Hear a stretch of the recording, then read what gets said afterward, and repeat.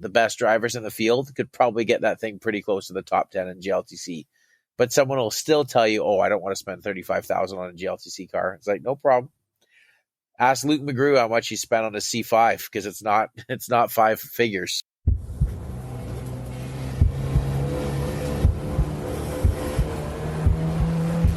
Green flag.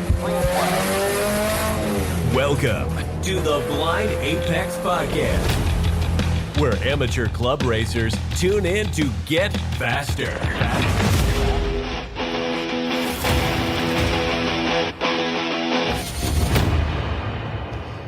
This episode is brought to you by Deechworks Fuel Systems. Visit deechworks.com for all your fuel system needs. As always, I'm your host, Con John Turk, and on this episode of the Blind Apex Podcast, we're going to talk about car selection and development. This basically applies to everybody, whatever niche car you want to build, Mustangs, Vets, 350, 370Zs, all 11 generations of Civic, the plethora of M cars, all your Miatas, RX-7s, 8s, whatever you want to build, but we're not even going to talk about those cars.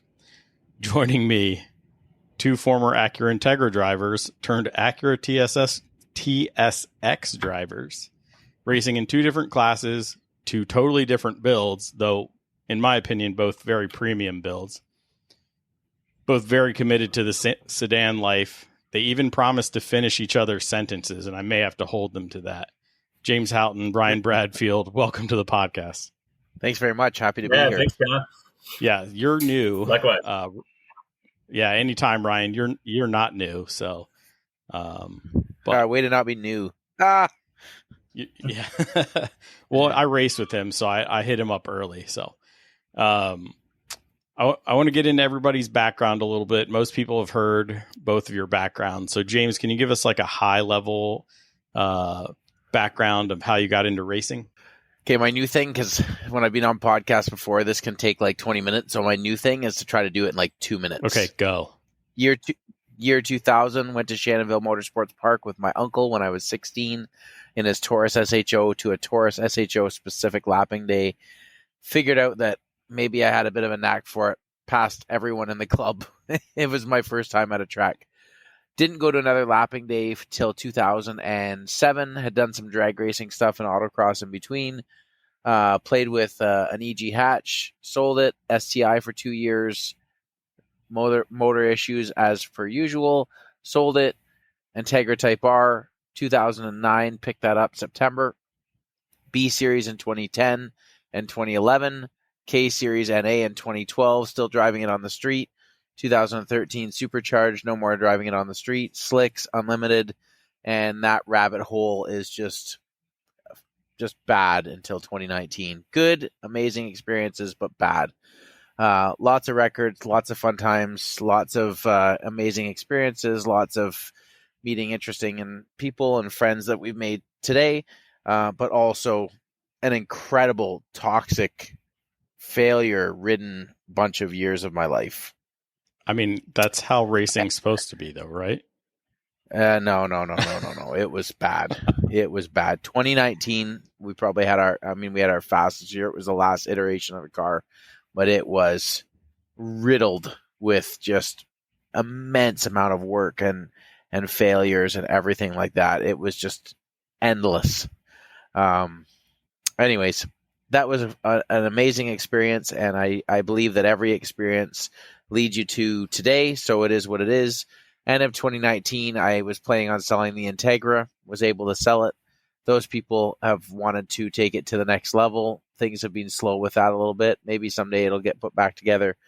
And it took us to the TSX. I was considering parting the Integra out using the shell for a GLTC build because I thought, wouldn't that be special if it got to kind of stay? But it made more sense to sell it.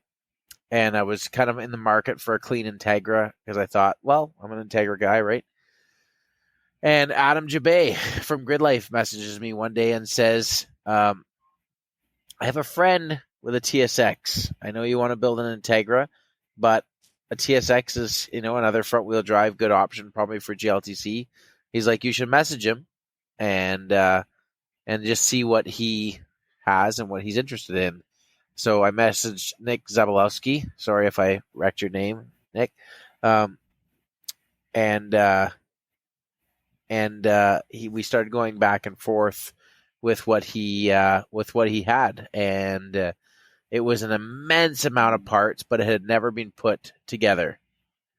And we started going through everything, and I was like, man, there's a lot of stuff that I won't use, but there's probably a lot of stuff I can sell.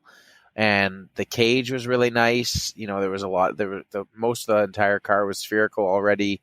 The car barely had any rust, and we did the first GLTC event with it in the beginning of 2020, and then COVID, we weren't allowed to cross the border for 2 years. So after winning our first event with it, we had to take 2 years off. We continued the development. And we worked really hard to kind of keep up with the class as it evolved while we weren't allowed to cross.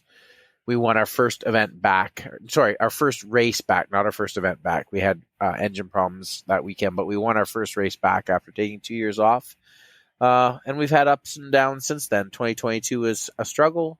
2023, we finished for third in points. 2024, we are currently tied for second in points.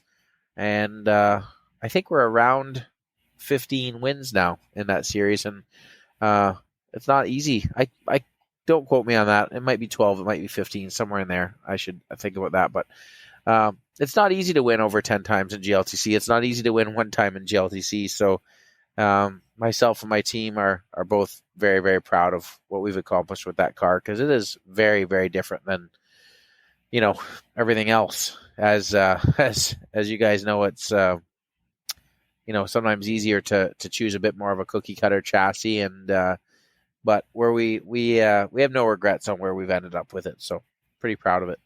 Yeah. So the backstory for me in that car is I must have contacted Nick because Adam told me to buy that car after you already agreed to buy the car.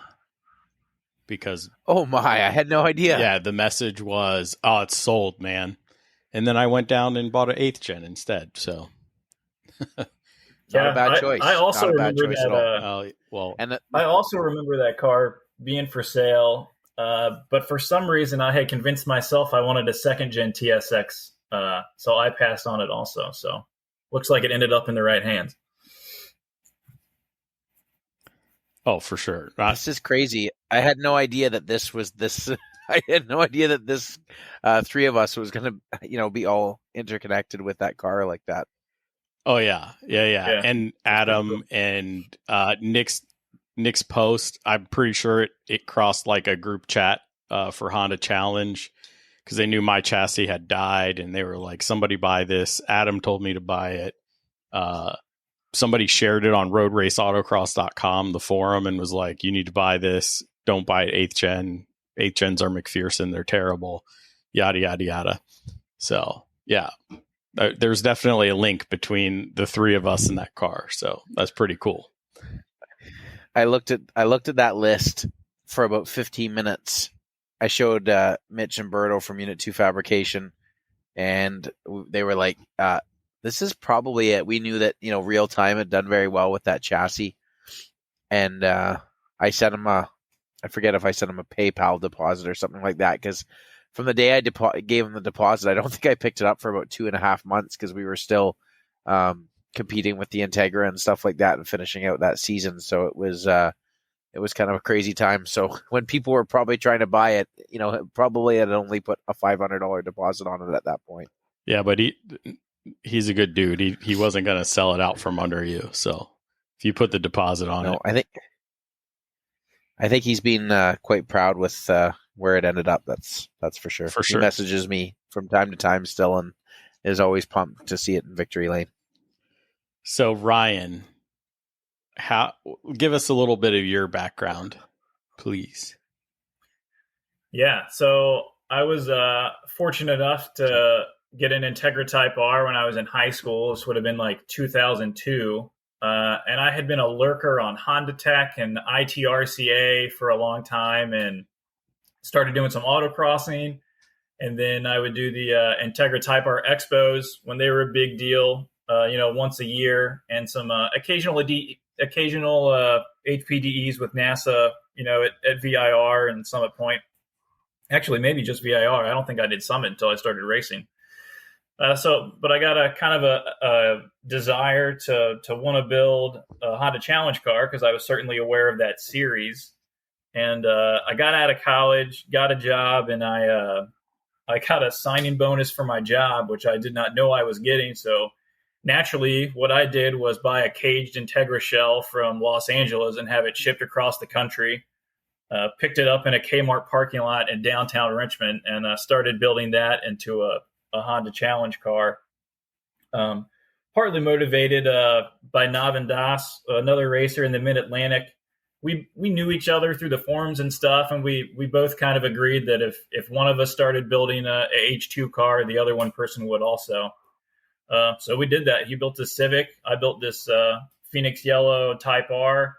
Along the way, Michael Young and PPO Horsey also built H2 cars, and we all did our comp school together in 2016, I think.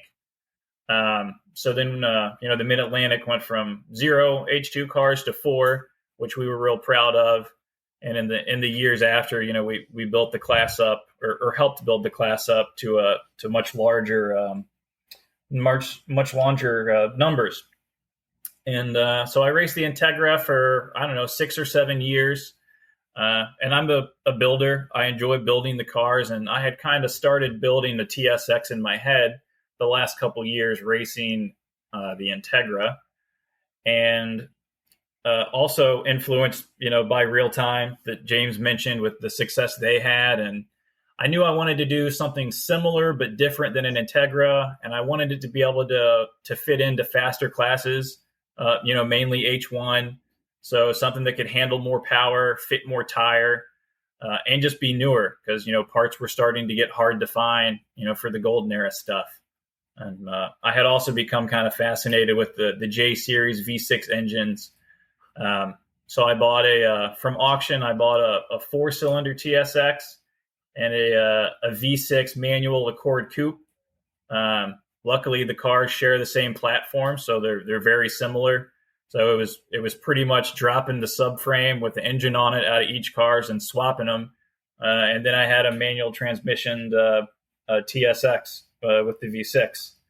And then, did a lot more work along the way to get us to where we are now. But, right out of the box, the car proved a pretty fun package with some good speed, super easy to drive. I've had some good runs with Kevin Helms and his CTR this year.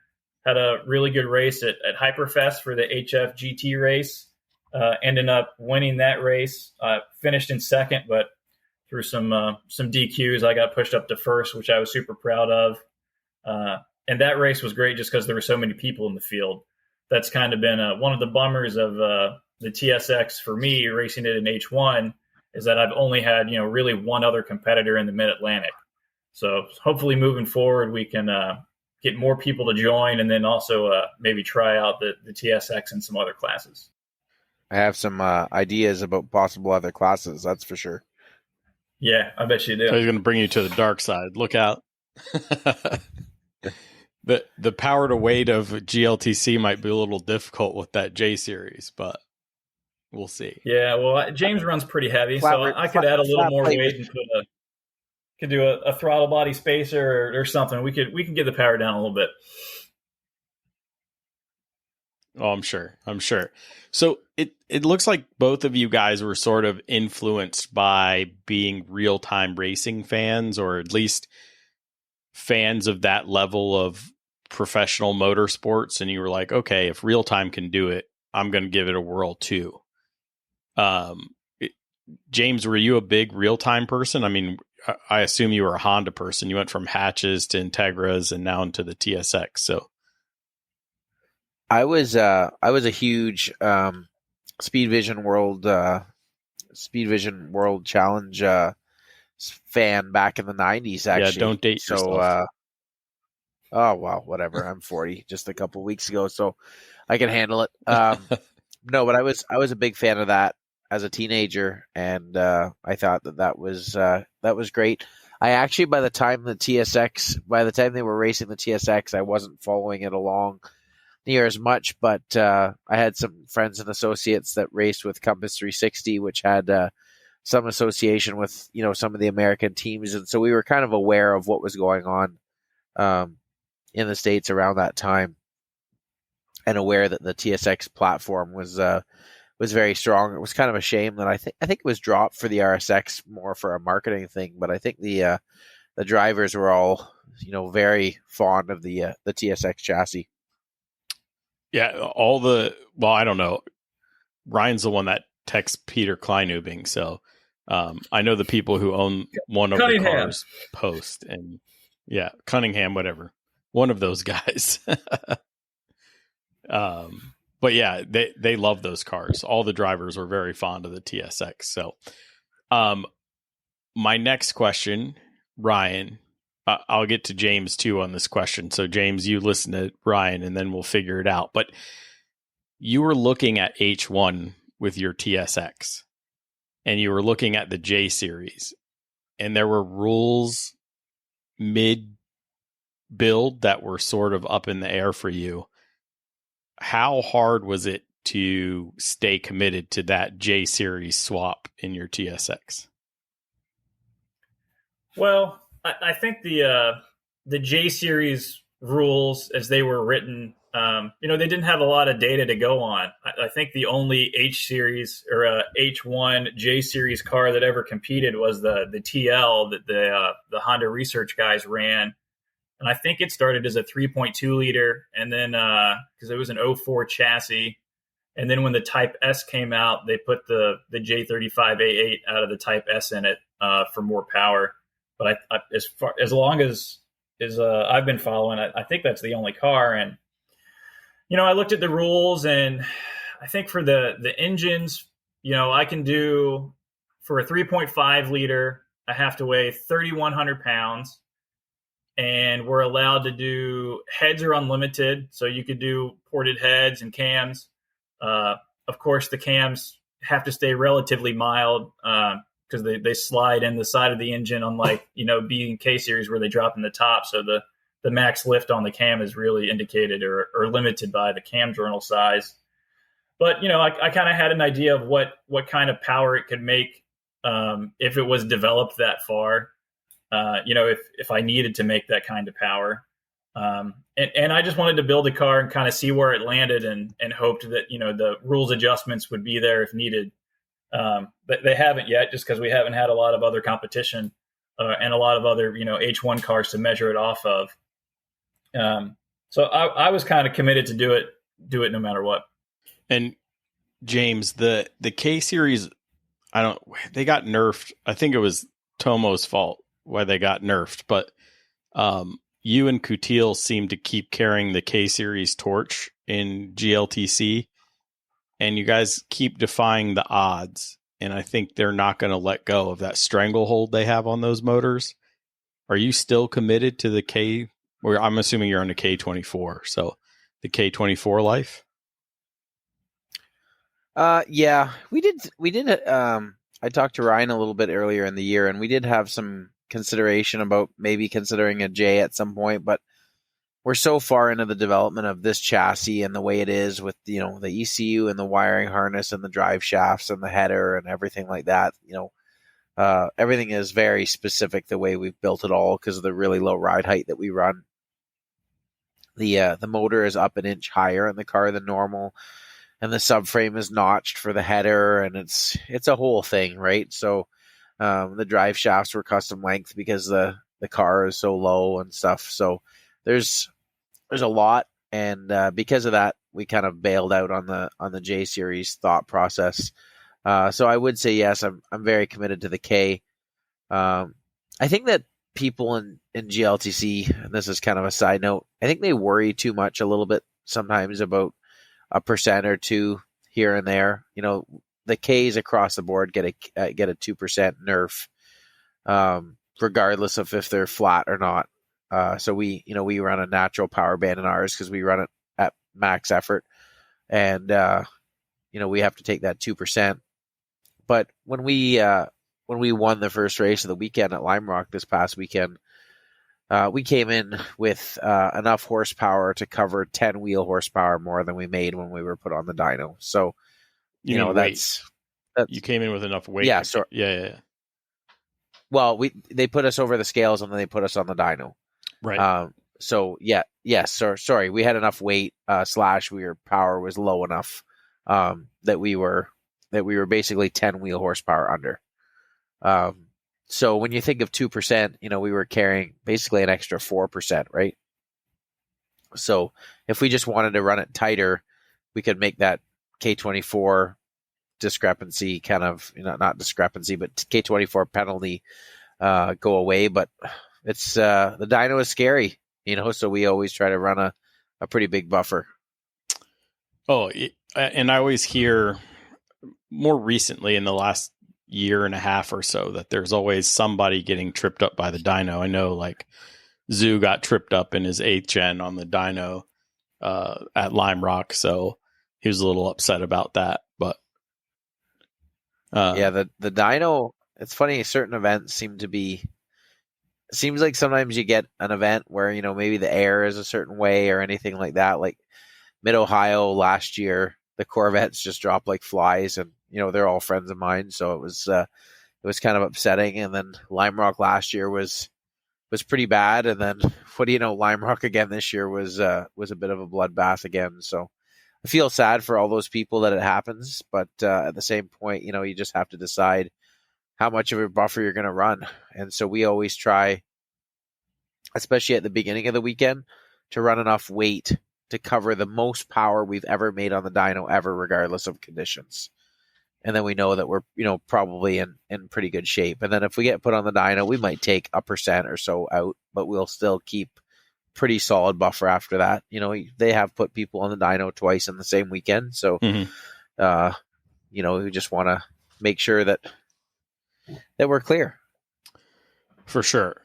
And I think that's for every class. If you're in a power to weight class or a max power class, whatever you're in, you have to watch your P's and Q's with the dyno, carry that extra 15 or 20 pounds, whatever it is in ratio at a minimum, I think. That's just me. I know people who come in 5 pounds over, and they know they hit the dyno, on the practice day before the race weekend, and they know what the dyno is supposedly reading that time, and so they'll dial more power in or take more out, whatever they need to do. And I think they're playing a little bit too close with the fire, I have a funny story about that. So our power to run our tire size, we have to claim 255 wheel on the Grid Life dyno, and it's a pretty low reading dyno. It makes about 30 less than our local dyno that we use. So we made 249 post race at Lime Rock, but we have to claim 255, and we had enough weight for 259. So as far as power to weight wise, we were running over 100 pounds heavy, but we have to make that 255, or we have to claim the 255, which is 3155 or 3151. Sorry, I can't remember, 3151 or 3155 to run our 285 average tire size. In qualifying, they made the decision that all 59 cars were going to go out on track at the same time at Lime Rock for qualifying, so no one got an advantage over someone else if there was an oil down or a rain or anything like that. It was a tricky situation, but it did work out for most in the end because it was a 35-minute qual session. But we wouldn't usually stay out for more than 10 minutes. So we put a fuel load in, or we had weight in for what we would expect to run a normal race length, which is 15 minutes, because that would normally be plenty of time to get a qual lap. Well, I spent over 25 minutes doing flyers at Lime Rock. And when everything was said and done, we came in 2 pounds over. And I don't ever, and regardless of the fact that we could have, if we had a smaller tire on, we could have challenged the dyno, challenged the weight with the dyno. But with the tire size that we ran, that was it. So it was lucky. I'm not even going to say we were good. It was just lucky at that point. So it was pretty scary, but we did have the 2 pounds. But the rest of the weekend we ran much further away. Yeah, you're playing with fire, but we'll get to this a little later. But you weren't. I don't say that. The internet says your car shouldn't have been as good at Lime Rock. It should have been better at Road America, right? Now, you did well at both, in my opinion, but I mean, sans any challenges that you faced. But when I saw you come across first at Lime Rock, I was like, he's got this car figured out, because it's a bigger car. Not as big as Ryan's. Brian's car is still bigger. The second gen is like 3 inches wider and 1.5 inches or 2 inches longer. It's a big girl. I'm gonna challenge Ryan on that, though, that I bet my front track width is wider and I am definitely heavier.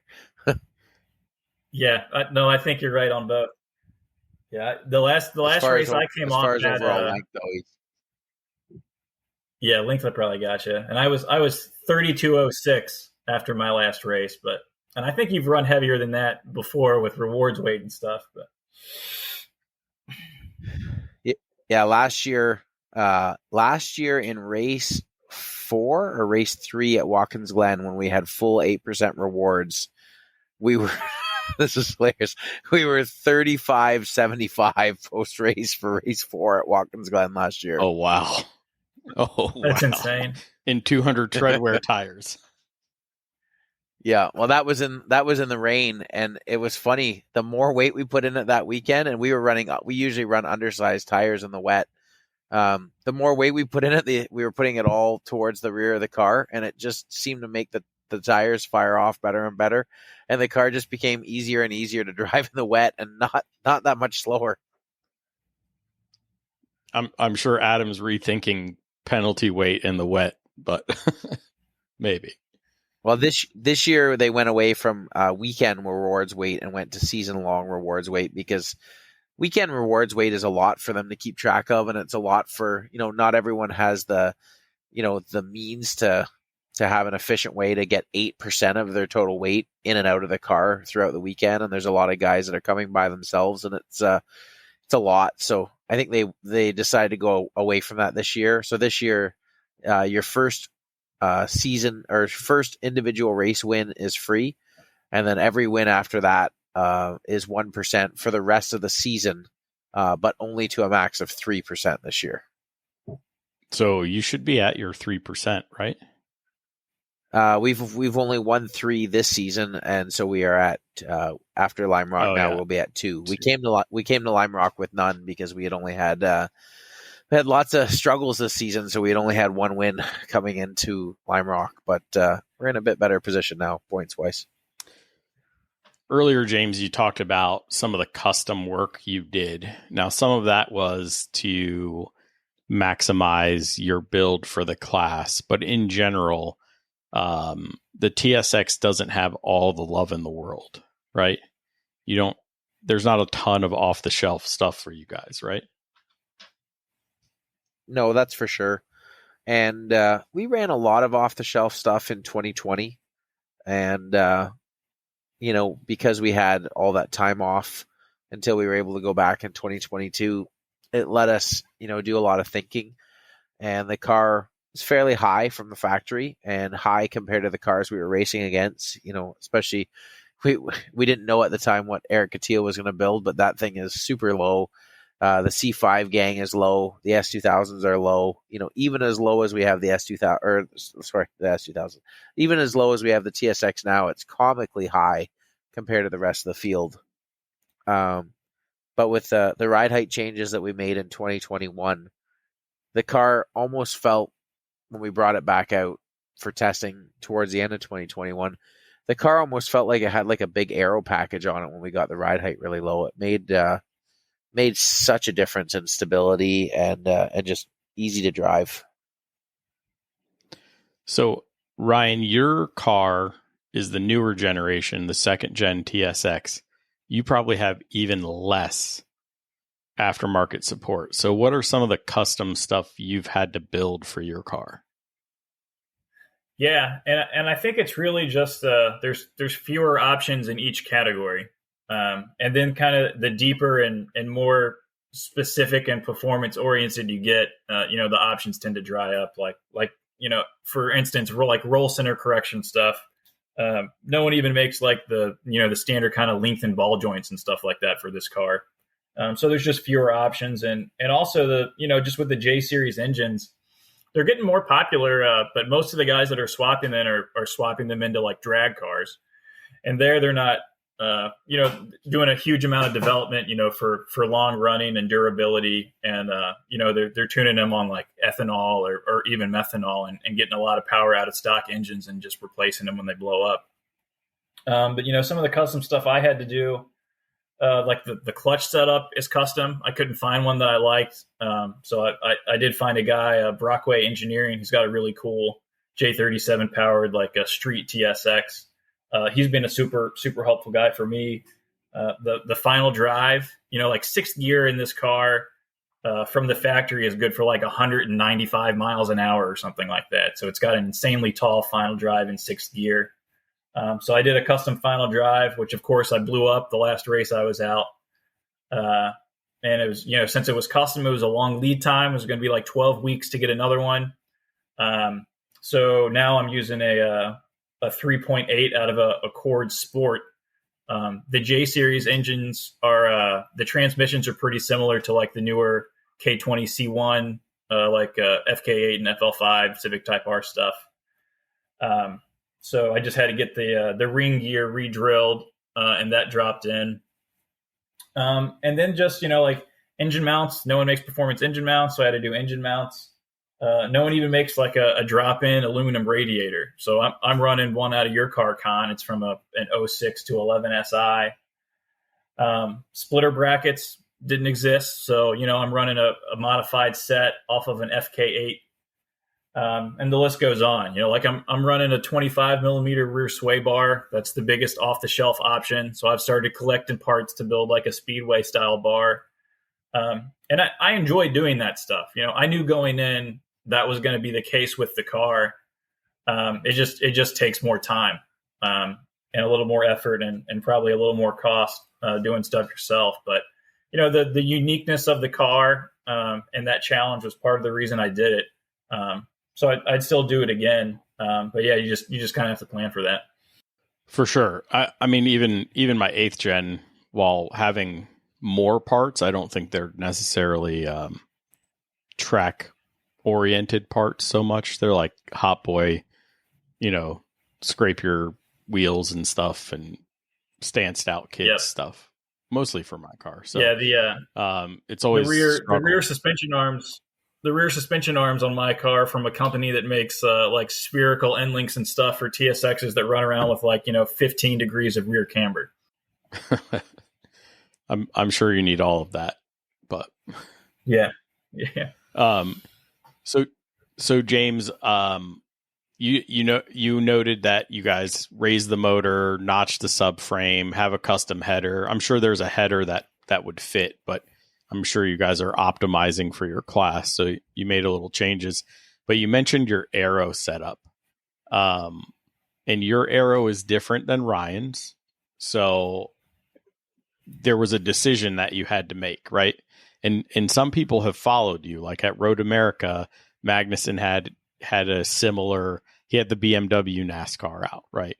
So yep. And I'm sure you have different grades of aero packages, but what made you commit to the setup that you have, and can you explain it for the people who have no idea what I'm talking about? So in GLTC, you pay 3% for a rear wing that is what they call full size, up to 701 square inches, and you can have a medium wing 500 to 7. Or sorry, a medium wing is 250 to 500 square inches, and then a 250 or less square inch spoiler is free. And then if you wanted to have a front splitter with your 3% or 2% wing, a front splitter on its own is 3%, but when you combine it with a wing, it's 2%. So Some people are still running a 3% rear wing and a 2% splitter. That's fine. I find it harder to pass someone in a corner, especially if that person's a really sharp driver and is hitting every apex.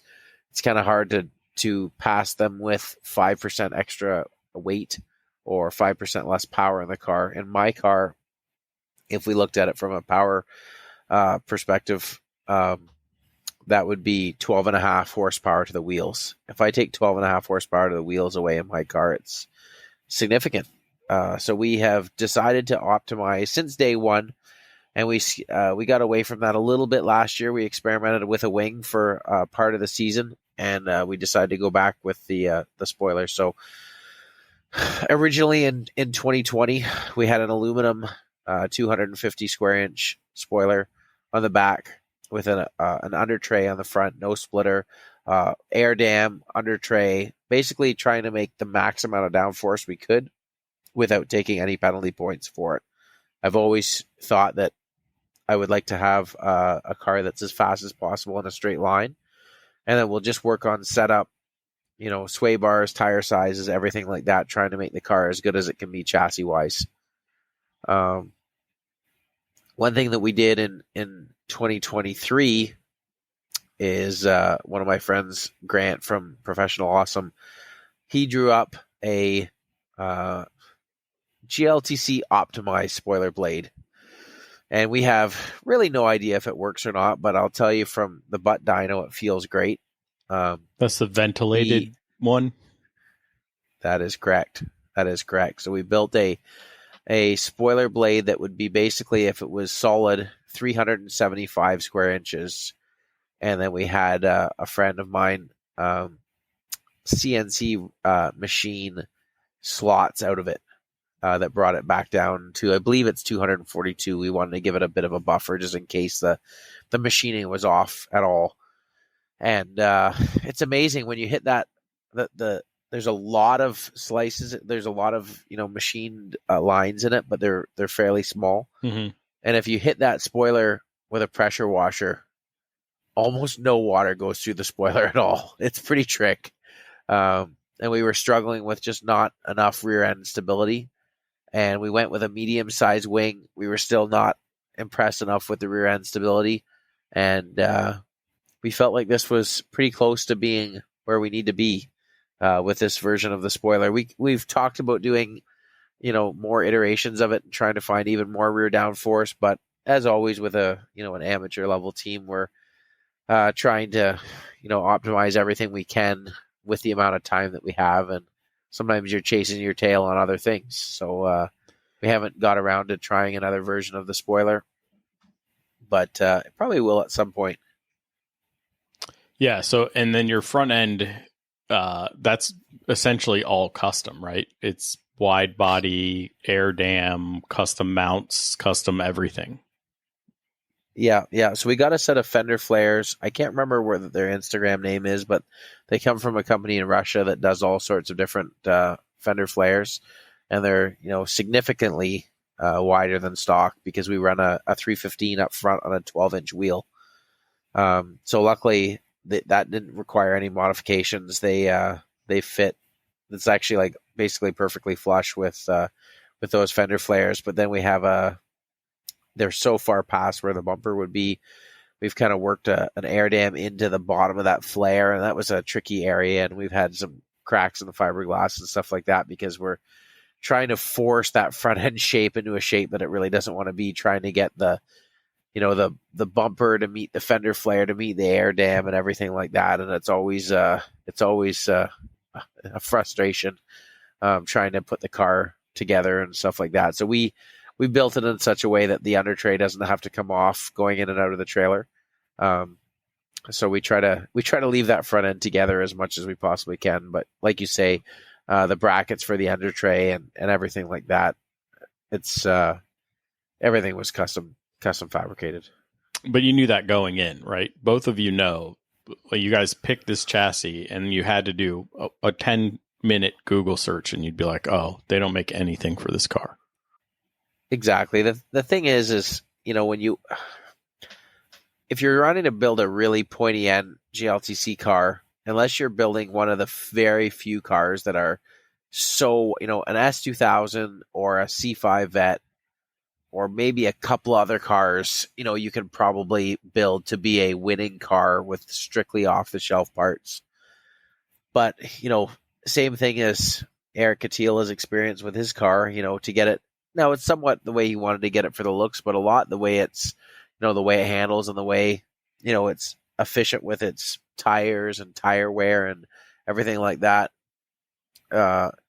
Even himself, right? He's built a car that has almost nothing off the shelf there too. So if you're not building a true cookie cutter car, even if you're building an Integra Type R for GLTC that you wanted to put in the front of the field consistently, it's tough.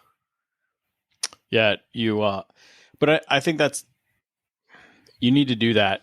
You need to make that assessment when you choose your chassis and you pick your class, right? So, and there's a lot more classes, I think, than just GLTC that make you have to build the widget, right? It just so happens. I mean, Adam always talks about guys trying to build the widget for GLTC, for all the time trial stuff, all that stuff.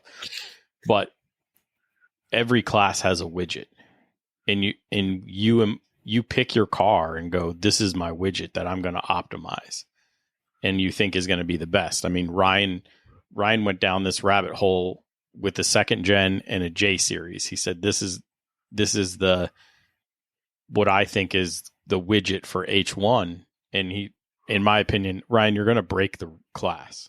So, well, I was hoping more people would join after they saw a cool car, but it does not seem to be working out that way.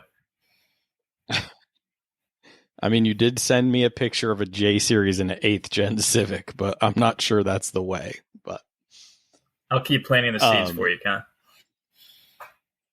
Okay. All right. I'll just keep telling you need more cam and you need all this other stuff in your J series. But Ryan, you noted that you and I both use FK8 brackets from RaceBred to hold our splitters on. Was there an off-the-shelf wing for you?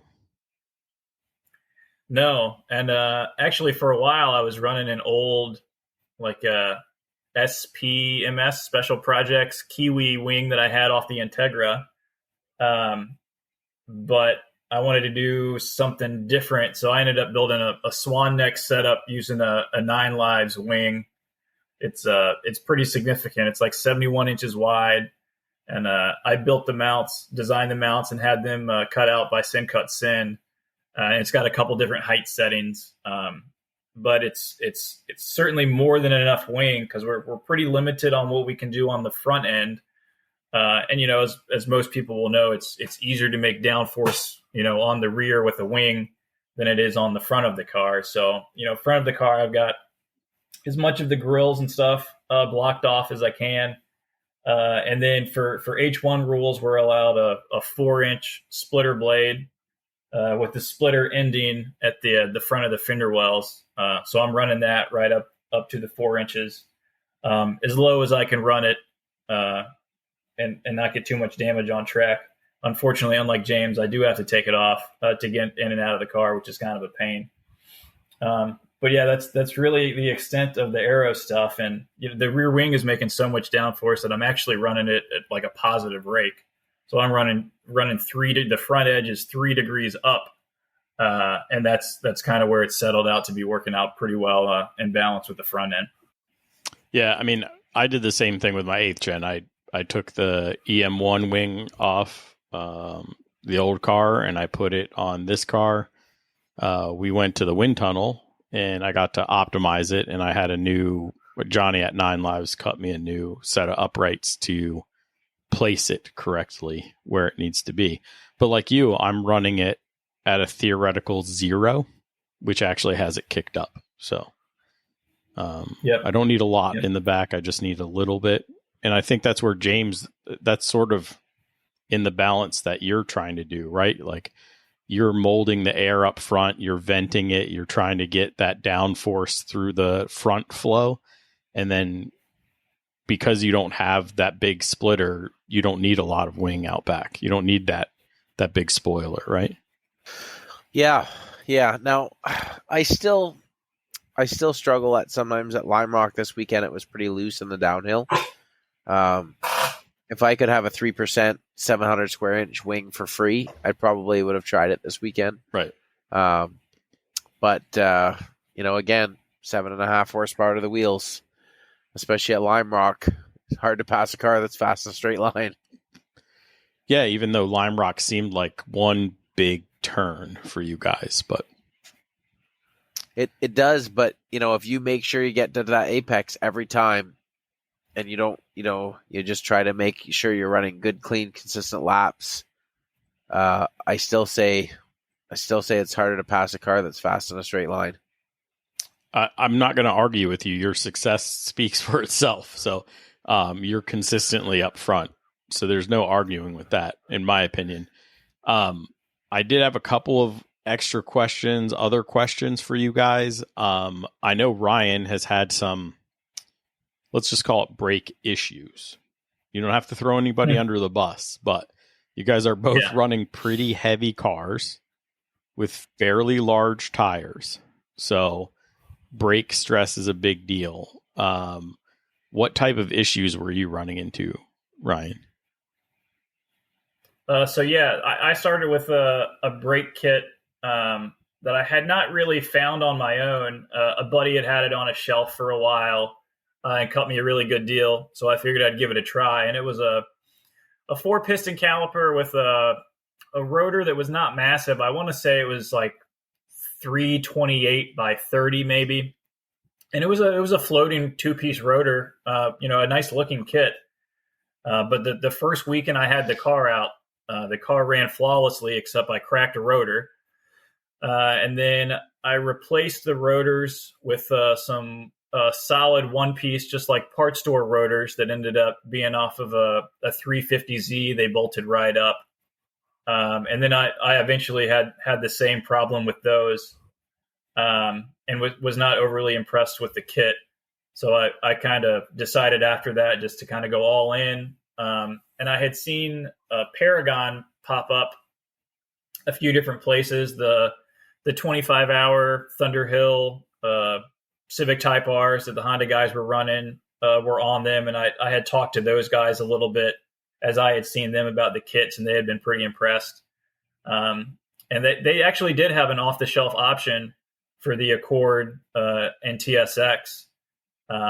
But based on the experience I had with the first kit, the size they offered was not dramatically bigger than the kit I was coming off of. So I had them do something kind of custom for me and ended up with a 6-piston setup with a 356 by 36 rotor. So it's a super thick rotor. And my temps have been way down on the caliper, and I've been really happy with those. I added knockback springs to them, and I've still been experimenting with pads. Paragon's pads were pretty good. I think their pads are made by WinMax, and I ran their most aggressive, which was an R7, and was really happy with that. The wear wasn't great, and this is all compared to like a Raybestos ST43 that I ran on the Integra, which tons of people have a lot of positive experiences with, but they're getting hard to find, and I couldn't get those. I've also tried a couple EBC pads. I tried their newer centered pads, the SR21s, and they were too much. I was lighting up ABS pretty consistently if with a very light pedal pressure, which I don't like. I prefer to have to really put a lot of pressure on the brakes.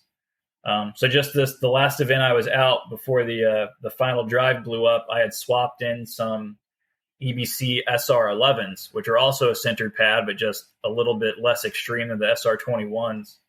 And I got probably 5 or 6 laps on those, and they were feeling really good. So I'm feeling pretty confident about that setup. And yeah, the heat's been really low. I've just been taking temps with the stickers on the calipers. But everything's looking good so far. Awesome. I knew you were frustrated when you first started because I don't think you made it more than a session, maybe first session out, couple laps, and you blew up a rotor. So, James, have you had any brake issues that you have been chasing? Because I'm sure there's a bunch of custom stuff going on. So there has to be some quirks that you're working on. So we had a good relationship for Stop Tech for a long time. Mm-hmm. And in 2020 and in 2022, I guess 21 as well, but in GLTC in 2020 and 2022, we ran a regular Stop Tech SD40 kit off the shelf with good success. Mm-hmm. And K-Tune have been getting involved in their brake program. And we tested on some other cars in 2022. And I expressed interest in trying them out in 2023.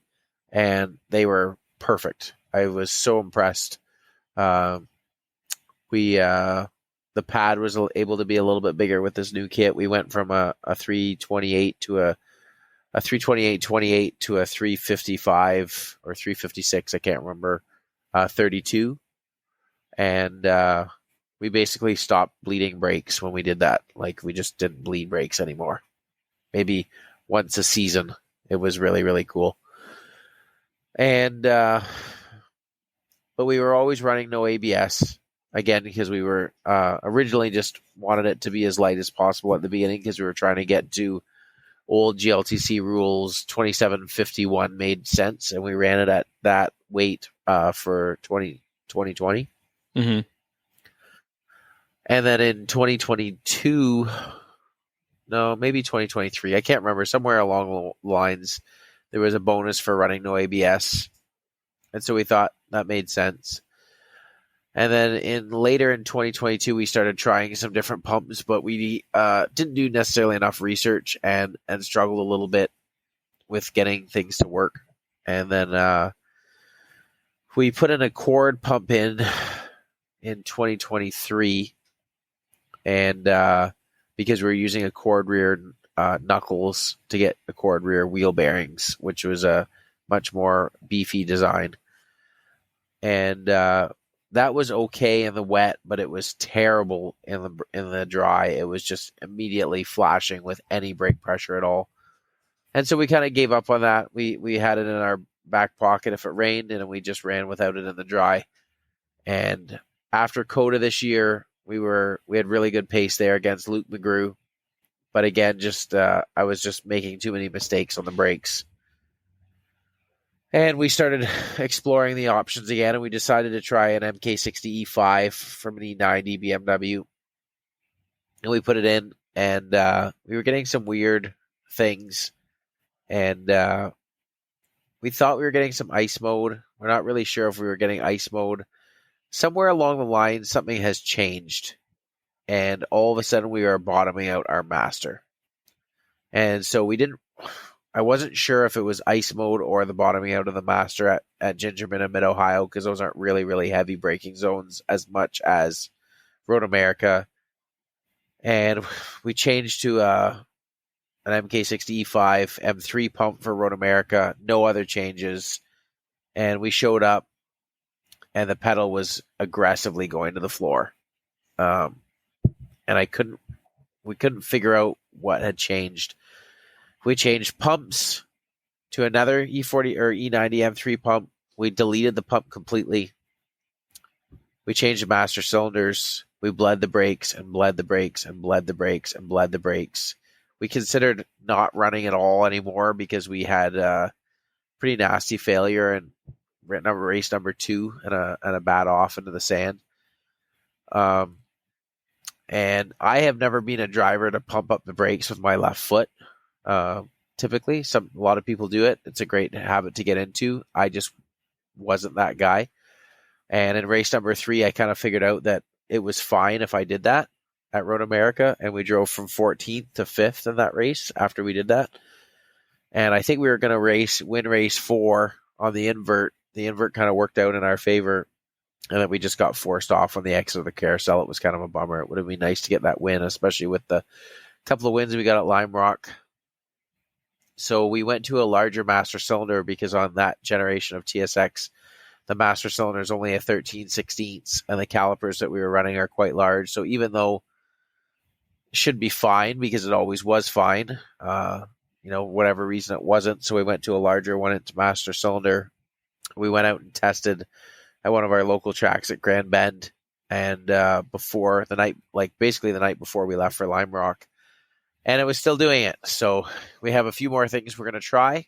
We're not quite sure why it's stumping us, but we've got a couple more things to try before Autobahn.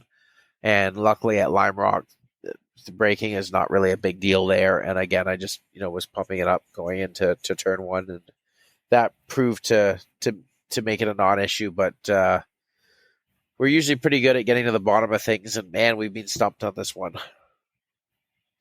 Yeah, and as someone who also is haunted by brake issues, it's disconcerting as a driver till you get them fixed. So you have to. It's all, to me anyway. It's always in my back of my mind. Like, are we going to stop this time? So, my other question is going to be, Ryan, what suspension stuff did you go through? I know what you're on right now, but what kind of custom stuff, or is there any custom stuff that you have? I know you talked about the Stance Boy rear arms, but what are you running right now? That's pretty much it in the rear suspension arm wise. The upper is just a stock Honda upper control arm that I got new. And then that 25 millimeter progress bar up front. Let's see. No, the rear I did have. I had sphericals pressed into the stock knuckles by a guy down in Alabama because I was doing that over the winter, so I had some time. Again, no off the shelf option, so I had to go custom on that. But they've been trouble free, so that's been a good setup. The front, the upper kit is a K-tuned camber kit. They offer a spherical version for the second gen TSX. It seemed to come out right around the time I was bugging them, so I don't know if it was because of me, but it was serendipitous that it came out when I needed it. Let's see, the lower is just a stock arm, and I'm actually using like the compliance bearing for an 8th gen Civic. Heel Toe Automotive, they're like aftermarket company. They sell some parts, like they do the Comtech Icebox for the Golden Airs and stuff. I think Fastline is what their in-house brand is. But they make an adapter sleeve for that to work in the larger opening on the control arm for the TSX. And then they include the rear spherical bearing for that also. And then just a stock rubber for the shock. And then the shocks, I'm running two-way remotes from a company called Standard, which was a short-lived company that Redshift started up to try to get off their BC relationship and kind of do their own thing. I don't think it quite worked out for them from a business standpoint, so they're back on the BC stuff. But I waited on them for a while. Again, not a ton of options. And I've got JRIs on the Integra, which are amazing. But it was an area where I didn't necessarily want to spend $4,500 or $5,000 right off the bat. So these standards were kind of at a more mid-level price point. And they've been okay, but not fantastic. I think I'm pretty much maxed out on rebound. Still some compression left, so that's definitely an area. But I'll probably try to upgrade, if not this winter, then maybe mid next season. Okay. And James, I've got to comment on that for a second though. Like, I've heard really good things about those Redshift guys over the years, but you've come up with a shock company and you're calling it Standard. Like, we could do better than that, guys. Well, yeah. Like, come on. Anything. RaceShock.com, not Standard. Yeah, I agree. You got to stand out, and Standard doesn't stand out, right? Like, it sounds like, I don't know, a comedy movie where they drove around and they were trying to sell brake pads. But so James, I'm sure you have like a custom knuckle, because it looks like in GLTC you guys are always trying to figure out the bump steer and how to get your geometry right. So how much custom work do you have in your suspension? So our car came with spherical arms in the rear when we got it. They were like, I think mismatched and stuff like that, but they were all spherical. K2 now has 3 out of the 5 rear arms available in a spherical, so we've got those on the car, and we have the other ones that are just still on there. And then they have a spherical lower control arm, and they have a spherical front lower control arm and spherical front upper control arm. And we weren't getting quite as much camber as we wanted when we ran the car much higher, but now that we run the car so low, we have the ability to get it between about 2 and 4 degrees of negative camber, so that's plenty of range for us. And then we have a piece that allows us to use an S2000 lower ball joint. So we have a big slug basically welded into the stock knuckle with an S2000 lower ball joint housing with a TSX ball joint pressed into the S2000 housing. And that allowed for some really, really insane roll center correction. And at the time in GLTC, aftermarket knuckles weren't allowed. We probably wouldn't have done it anyways, just from a cost perspective. But this allowed us to get a bunch of correction. And we recently got the bump steer better. It was wrong for a long time. And just before Mid-Ohio, we made a big improvement with that. And we finally got it to basically not changing at all from like 1 inch down and 1 inch up from where we run the ride height normally. And then the car immediately just broke the track record and set the GLTC pull at Mid-Ohio. We did have a transmission failure that weekend, which didn't keep us in the mix, but fastest in practice, pole position, and GLTC overall race or qualifying lap record in race number 3. So that was a big improvement. And car's been, other than brake issues at Road America, the car still had pace even driving around that. Now at Lime Rock, the car's had pace again. So getting your roll center correction and your bump steer correct, I think, is definitely very important to the car feeling well and driving fast. Oh, and then of course we're running K-tuned 2-way external reservoir shocks all around, and we've worked with them with the development on their 2-way program since the Integra back in 2016. And it was good back then, but it's just gotten better and better and better and better and better to the point where now I'm really, really confident with those, and would recommend them to anyone. Yeah, I was going to ask you about that because, I mean, obviously K-tuned is down the side of the car, so and you seem to be to really be rocking the K-tuned parts, so I think that speaks volumes. That they are getting some race proven stuff going on with them, as they claim. So if you look down the list, shocks, brakes, arms, shifter cables, modified header because they don't have a TSX header, so we started with their big 2 race header and lengthened it basically so it would get down and under the subframe. Mm-hmm. Water necks, everything like that, shifter bushings, the list, fuel rail, all AN lines, almost pretty close to their whole catalog is in that car. And, I don't think not too many people are as hard on a car as I am. So I think we're, like you say, proving that the stuff is race proven. Well, my biggest takeaway from talking to you guys is when you pick your car and you pick your class, be ready to put the work in, because I say these are newer cars, but I feel like the aftermarket has taken time to pick up speed on the newer cars.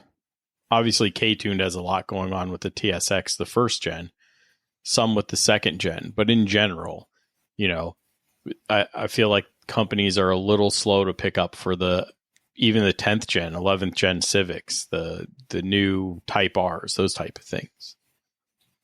So seems like a struggle, but we're all overcoming, because even I go through it with an 8th gen Civic. So, well, gentlemen, do we have anything else we need to share with people about looking at selecting a car and then trying to go through development with it? You got any tips for people? But assume it's going to cost more and take longer than you think.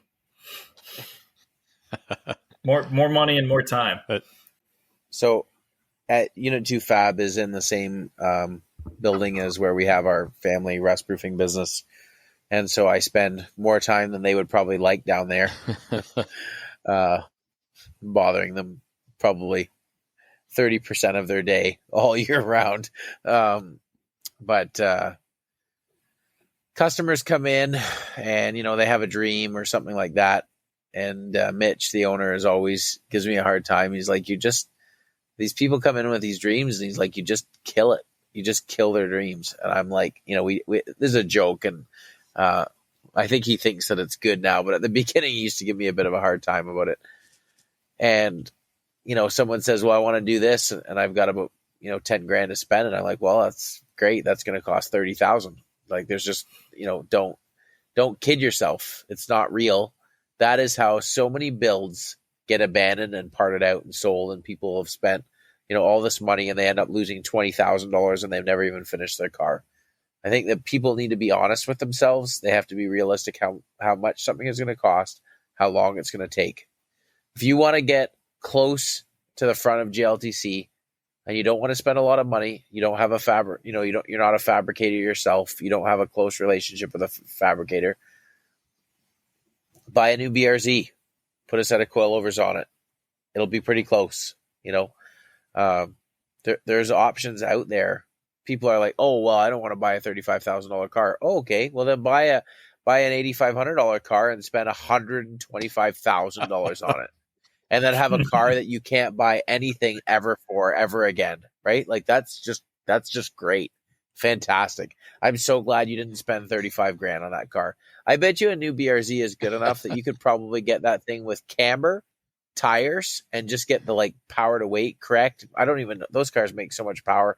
You might get that correct with just some weight reduction. I bet you could get that wheels, tires, brake pads, fluid, weight reduction, cage. I bet you the best drivers in the field could probably get that thing pretty close to the top 10 in GLTC. But someone will still tell you, oh, I don't want to spend $35,000 on a GLTC car. It's like, no problem. Ask Luke McGrew how much he spent on a C5, because it's not five figures. Isn't Andy working on is it a new BRZ, or is he running swapped BRZs? So he has two BRZs. He has a street car and he has a race car, and his black race car has a K24 and a BMW DCT, and then he's still trying to dial in. And then he has a red street car that's got some sort of a combination of a newer 2.4, but there's something they have to do to make the newer 2.4 work on the older platforms, but he's got it figured out. So I think, those are options as well, but I think people, when you buy a 20-year-old car and it's got 20-year-old bushings, you're probably putting an entire set of spherical bushings in that car. If you buy a brand new car and it's got brand new rubber bushings, you could probably race on those for a few years still, right? So I think people are, just really, really need to be honest with themselves, how much something is going to spend or cost and how much they want to spend. And I think they can, make a much better choice of where they want to end up in the end, right? Like a $10,000 car that's stock and kind of busted is not the cheapest way to get into GLTC. Like, really, honestly, I think that a 2-year-old BRZ, the newer 2.4, with a set of coilovers, brake pads, fluid, maybe an exhaust, probably doesn't even need a tune, honestly, for GLTC power to weight.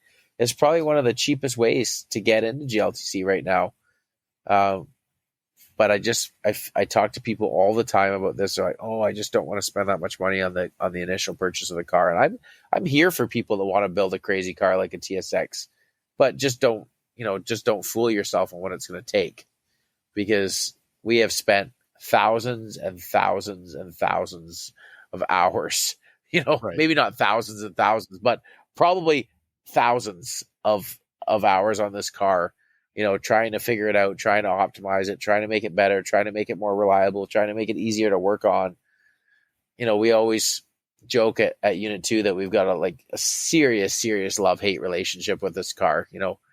Berto, Mitch's right-hand man, sometimes he'll be like, I don't even want to see that thing today. And then sometimes he'll talk to it a little bit before we put it in the trailer for a race weekend. So it's tough, but that's the kind of thing that you have to go through if you're wanting to have a car that's special. You ask Ryan Christoph about a CRX. How many hours does he have in that car with his L15 turbo motor in it, right? Like it's just put a little infinite sign beside how many hours you've got into it. It's just the way it's going to be if you want a special car. Yeah. And your bank account, it needs to have the infinite symbol too. Yeah. And when you're done, it's going to have the opposite, whatever the opposite of infinite is. It's like a black hole. Con, you're probably already yes. You're probably already thinking this, but like a good example of that is my main H1 competitor I've had this year is Kevin Helms in his FK8 Civic Type R. And it's, I built this custom super time consuming TSX, which I love, but he's running similar lap times and pretty much what James described, but an H1 trim and an FK8 on coilovers with tires and brakes and a cage, so it's definitely a simpler way to get to the same lap time. Oh, for sure. And I made the mistake with my first car, right? I bought a used caged car from Chad Slag, was barely rolling, and I sunk a ton of money into it, and it broke. So sometimes newer is better and simpler. If you don't want to do the custom work, if you don't want to do gobs and gobs of development, newer is probably going to be better, right? I mean, well, Kevin, do we have a few more? Do we have a few more minutes still after your point there? Because I have a funny story about that. Do it. Let's go. I have all the minutes in the world. So Chad was at CMP 2023, and we were on the dyno, and I forget what pole was that. I could probably pull it up pretty fast, but we were talking about H1 times, and it's funny that you say about Chad because I just thought of that right when you said that. We were talking about H1 times, and he was asking about H1 times versus GLTC times. This isn't a negative thing towards H1, Ryan, but just a funny Chad story. Sure. And he asked about why. So I don't know how to say this without it being negative towards H1, and it's not. But it's just funny because it was Chad, and I talked to him before, but I hadn't really met him before. Old Grandpa Chad. My car was on the dyno. We had been pretty fast in practice. I'm looking back. We qualified 141.7 in GLTC. Jeremy Swenson was on pole 140.4, and he expressed concern that there were some cars that were not making the power that they were claiming. And I said, okay. I said, my car is literally on the dyno 50 feet over there right now. Eric Levine from Levine Motorsports was dialing it in, trying to make sure we were as close as we could be because we were lacking a little bit of pace that weekend. And I don't know what H1 cars were running in that area at that time or who it was or anything like that. And this is nothing derogatory to them at all. But the last few years, GLTC has been really hard. And the people that have been running at the front are really, I refer to it as hating themselves. And he asked me, he said, how are these cars going so fast this weekend? He says, like the lap times versus the power versus the weight versus the tire. He says, it doesn't make sense. And I said, Jeremy Swenson sat on pole today. He towed from Fargo, North Dakota to Carolina Motorsports Park by himself. And he towed back again by himself. And I said, he does every single thing on his car by himself. He does inspects every part of this car. And he tows all over the country, usually by himself, sometimes with his wife. And I said, I think that, anytime you get into a region that has a whole bunch of people with a similar car really killing themselves to try to beat each other, or anything like that. You get this mindset of just brokenness. And I said to him, and then it's funny, Greg Creamer was there, and he like kind of liked that. He heard my expression, and he's like, you have to be a broken human being to try to like find the last little bit in a class that's like that. And Chad just like, I feel like he wasn't really getting it. And Greg was like, I get it. Because, I mean, he's been around for so long in so many different forms of motorsports, right? And it's like, it was quite something. And he couldn't grasp the concept of how Jeremy Swenson's car at 230 wheel, 3,175 pounds on 295 street car tires goes 40.4 at Carolina. And I was like, I don't know what you want me to say. Jeremy Swenson's car is not even that fast in a straight line, but it does it somehow.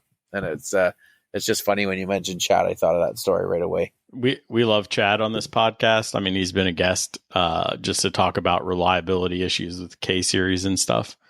But he's getting older, and so he's probably going to send me a text message after he listens to this. We're all getting older. Yeah, we're all getting older, right? But he says the same thing about H2. How are the H2 guys breaking 210 at VIR? You know, so we, unfortunately for Ryan, and I hope you don't get stuck in this, Ryan. So I hope people start racing. GLTC is an amplified version of what Mid-Atlantic H2 is, in my opinion. You get a bunch of competitive people together, and you have no recourse but to push yourself and to push the envelope and to find tenths, to find hundredths, and to do it every session you go out. The bigger your class is, the more competitive your class is, the harder you have to push yourself. And you will feel broken trying to do it. You'll be at your wit's end when you can't find that next hundredth or that next tenth, right? It will drive you crazy. And then that's when you know you're competitive again. And Chad hasn't had that in H1. And Ryan, when's the last time we had an H1 field, like a big one? I don't even know, man. I know the Southeast gets decent fields, but they're pretty much all S2000s, and they don't travel a lot. So I think they just have a little bit different mentality about, you know, the constantly one-upping each other and spending more time and money and on development with the cars. So yeah, it's been years since we've had any kind of deep H1 field at you know, like a national or large regional event. Right. And so when you don't have that big field, you don't have that drive. You don't have that motivation from your competitors to go faster. And that's a problem. So choose your class wisely, Ryan. Yes. Well, if H1 doesn't succeed, Ryan, you got a spot to park beside us in the paddock in GLTC anytime you want. I appreciate it, man. I think I don't know. I definitely want to get out to a GLTC race for the competition and at least get some good video of the car. Pit race, October 10th. Oh, pit race. I hear great things. I've never been, but I hear great things. It's a cool track. Well, it sounds like Ryan's in. That means the rest of us will be in because we come as a group. That was a big jump there, Con. We have to support our folks. So he's in. Sounds interesting. He's in. Right. We'll do our best. If any of our guys end up October 11th to 13th, so there's no confusion. Just put your request in with your boss right now, Ryan, and I'll do the same. I'll come crew for you. Take your tire temps. Go ahead and order yourself some street tires, and make it happen. That sounds good. Do you have Toyo bucks, Ryan? Is that like Toyo a thing from NASA? Yeah, I do have some Toyo bucks actually, but I don't think the only Toyo that's on the GLTC list is like an RA1 or a R888. Well, Andy from ASM went very fast on an RA1 this weekend. I don't know if it's available in your size, but he he was testing our 888R and our RA1 out this weekend, and he was very, very pleased with RA1's pace versus the rest of the field. So could be an option. That's interesting. Yep. Yeah. I bet he shaved them to snot and back. He didn't shave them, actually. I was so surprised to see them full tread. I couldn't believe it. Huh.